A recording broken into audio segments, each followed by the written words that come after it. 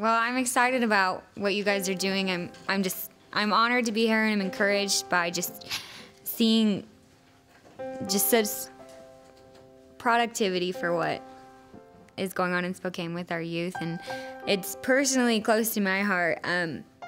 I grew up in a very poor home. I had a really rough childhood. My parents were very young when they had me. My dad left, and my mom married another man, and there was a lot of seasons of my life when I was homeless, and we would live with other people that we knew, or we would live in like hotel rooms for like a month at a time. And it's funny to me because I had such an abusive childhood. My mom was raised pretty abusive by her mom, and just physically and emotionally and mentally. And so that's all that I really remember about my childhood, is just being in pain and not having things that I needed and just feeling neglected. So once I was a teenager, I had no self-worth and no purpose, and I was filled with heartache and anger due to the upbringing that I had. And I had entered into a rebellious lifestyle. I had a hidden motive of self-destruction, which was fueled by anger and depression, which was laying behind all the actions that I did. So by the time I was 15, I had started drinking, I had gotten into drugs, and I was giving myself to any guy that even would show me even a little bit of self-worth, and that I mattered even a little bit.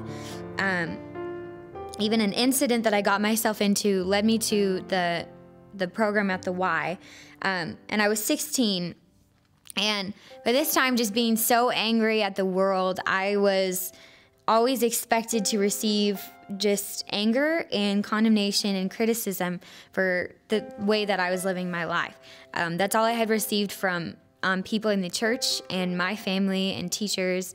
And so not only did I expect it when I went into the program at the Y, but it also kind of fueled what I was doing. It made me feel justified, and I expected it. But that's not what I received. Little to my knowledge, the people who worked with me and the ones still working now have a great love for Jesus, and which in their maturity causes them to have love for others, especially ones like me that are just that were the unlovely. They walked in compassion and grace, something that I had never experienced before, and they were gentle, and they walked with the heart of God. With a series of encounters with people like the one serving the troubled youth at places like the YMCA, I began to buckle under the love that I had never experienced before. I knew how to handle harsh and condemning words, but this I had no defenses for, and my hard heart began to melt under the compassion and the care that I received.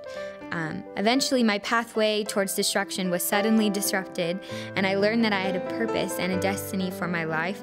But more than anything, I learned that I had a Father in heaven who loves me dearly and came and died for me. Now, almost 5 years later, I graduated from high school. I graduated from 2 years of a ministry school at my church, and I work as an administrative assistant under my senior pastors. And I also lead multiple small groups full of young girls and women who are like me, who had the same past that I did, or just have the same lack of purpose in their heart. And I get to give them the same love that I experienced. So because of this program, programs like it, and the people that I encountered in my life, and the heart of the gospel behind all that they do, my life will be forever changed and will continue to be changed for the rest of my life. So, thank you.